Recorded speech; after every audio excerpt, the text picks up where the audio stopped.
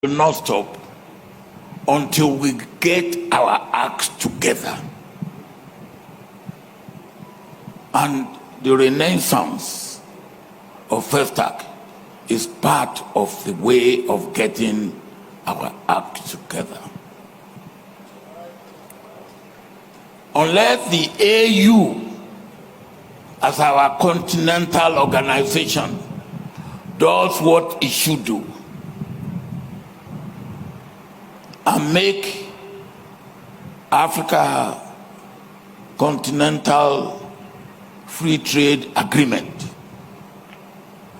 a great success, we are not going to get there. AU itself needs reform. How can you have a continental organization that has program, and after it has made program, is waiting for European Union to bring money out?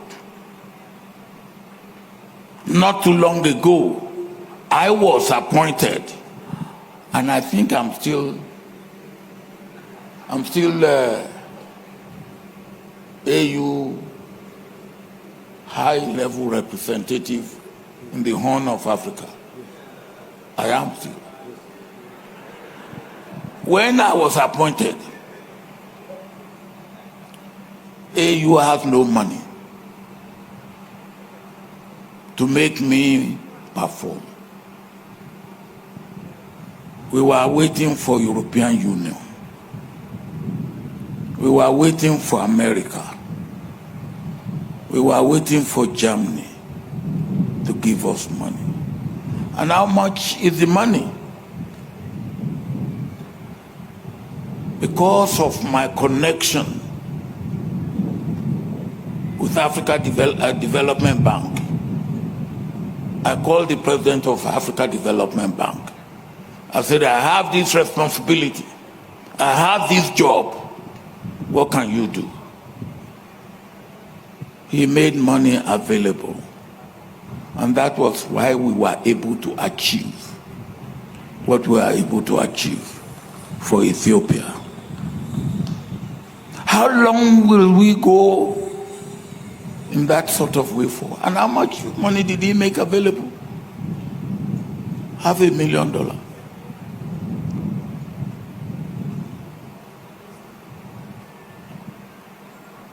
That was what was required.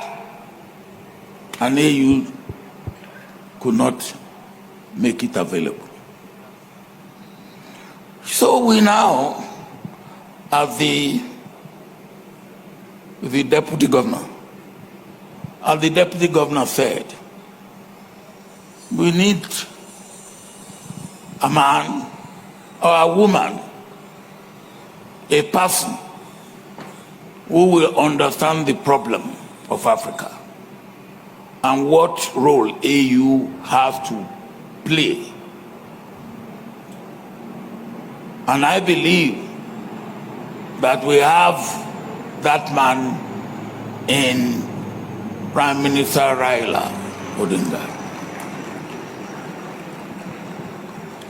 He understands the problem of Africa because he and I have worked on that problem before. And as the governor of Kisii County said, we work together and brought about NEPAD. The governor and I went to Singapore. I think it was 1994. Governor. And our host then was Lee Kuan Yew, a good friend of mine. For 2 days, Lee Kuan Yew sat with us. This was before he wrote his book, From Third World to First World. And we want to know the magic. We were all there, about 40 of us. And after 2 days, he said to us, there's no magic. We in Singapore did a few things right, and we continue to do them right. In our individual countries in Africa, and collectively as a continent, what are we doing right? And if we know what we are doing right, do we continue to do them right?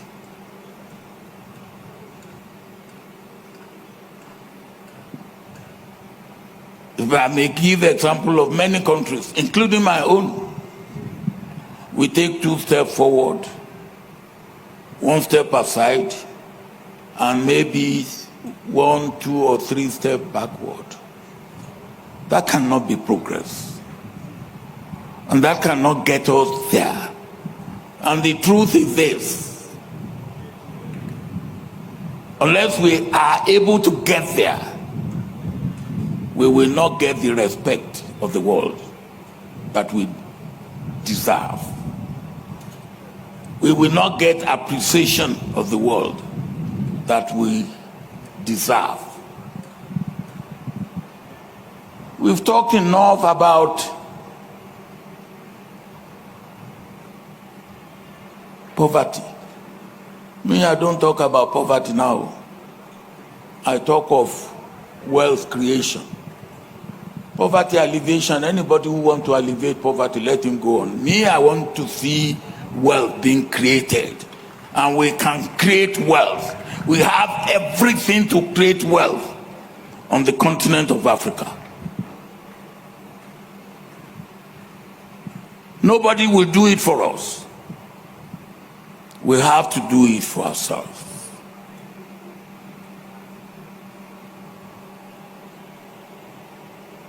And if we don't do it for ourselves, we are all sitting on a keg of gunpowder.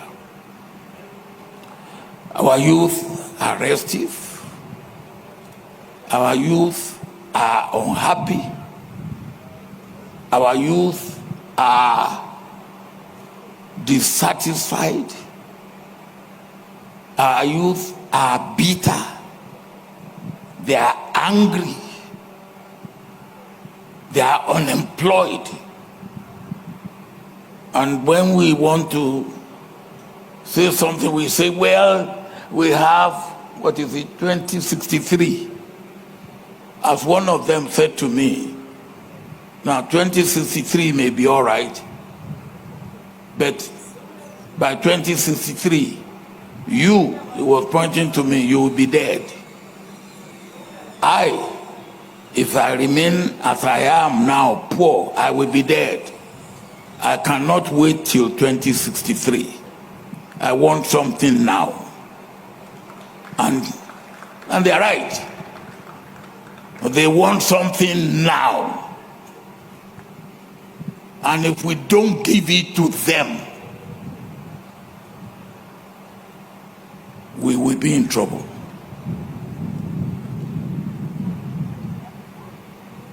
You have to give it to them.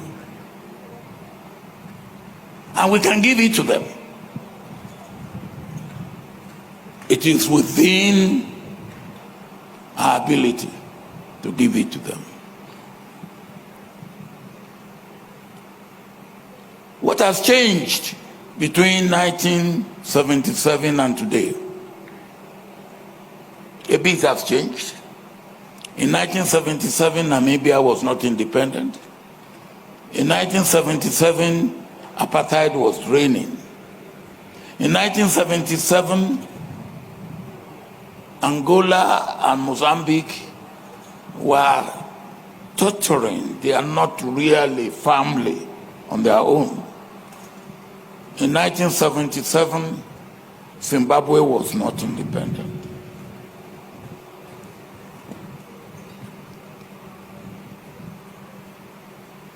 But all these countries are independent today. So if by 1994, we've got rid of apartheid. We've got rid of colonialism in Africa. We have got Africa politically liberated. Today, Africa is not economically liberated. And that's why we need a man like my brother, once again, to lead the African Union and give us that reform, that leadership of the continental organization that will liberate us in Africa economically. And that is our duty. For me, as long as I'm alive, I will continue to contribute to that obligation, that duty, and that responsibility. And my brother, when he gets there, not if, when he gets there, you will do what you have to do to liberate Africa economically. And I wish you the best of luck.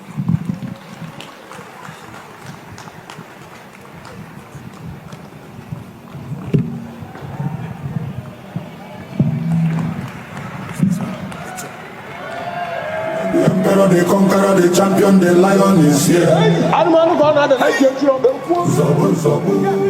Wow.